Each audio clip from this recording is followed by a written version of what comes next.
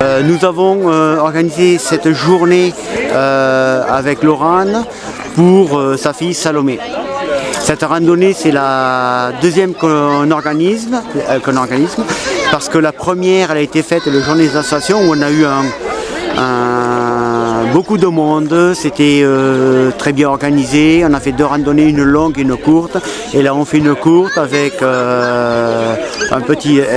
Laurent organise un petit repas au bénéfice de son association En Vadrouille avec Salomé. Alors pourquoi ce jour particulier du aujourd'hui, 22 mai? Parce que normalement, Laurent fait une marche pour la fête des mères, pour la fête des mamans.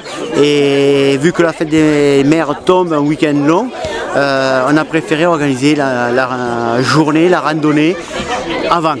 Une semaine avant. Alors Salomé a une leucodystrophie. Donc, la leucodystrophie, c'est une maladie dégénérative qui touche le cerveau et qui, en fait, où il y a une vingtaine de leucodystrophies qui ont été trouvées en France actuellement. Salomé a la leucodystrophie de Canavan. Ça touche la myéline. Donc la myéline, c'est en fait une gaine qui entoure les nerfs, qui permet de conduire un message nerveux du cerveau aux muscles, aux sens, etc. Et donc cette gaine est abîmée. Donc ce qui fait que plein de messages ne sont pas conduits par Salomé jusqu'à ses membres, donc elle ne parle pas, elle ne marche pas, elle ne peut pas tenir assise ni tenir sa tête. Voilà, donc c'est plein de troubles moteurs mais aussi intellectuels parce que ça répond pas au niveau des yeux, du cerveau, de l'ouïe.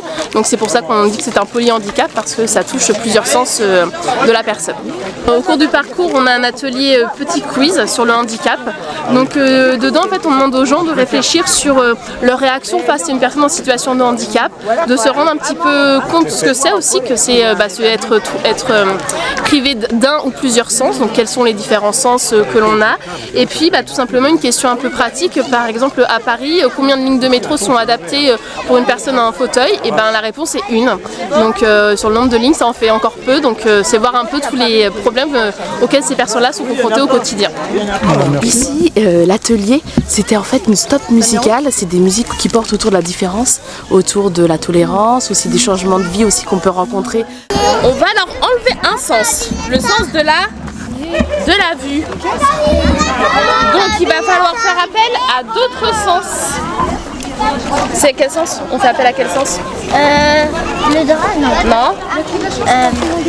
Quand je vais parler, voilà, Louis. Alors on y va. Donc il va falloir, tu vas tout droit, tu vas suivre mes conseils. Tout droit, tout droit, tout droit. Lève la jambe, en jambe. Et tu replies, tu avances, tu lèves la jambe et tu repasses l'obstacle. Ensuite, ça va être un slalom. Donc on a prévu des petits ateliers sur place, attends que le barbecue se prépare. Tu veux essayer aussi? Alors tu te mets là.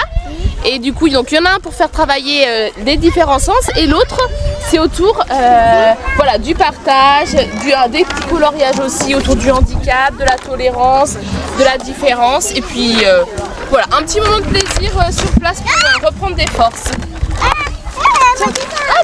Tu tiens bien. Laurent, alors, vos impressions sur cette édition des marches solidaires pour Salomé? Écoutez, c'est très ému. On a fait tous les ateliers, les gens ont été ravis. Il y a une bonne ambiance. Donc vraiment contente de cette édition. Là, on termine du coup la marche et on va attaquer avec le repas convivial juste après. Papa est resté faire le barbecue. Donc maintenant, c'est parti pour un petit moment de convivialité et de partage. Alors, beaucoup de monde? Mais on est quasiment 90 personnes, donc oui, c'est pas mal. Et puis, j'ai vu que pas que de Boutigny, Ville-Mareuil, mais également de Chessy. Et on a même une abonnée de la page Facebook et d'Instagram qui vient de la Creuse spécialement pour l'événement.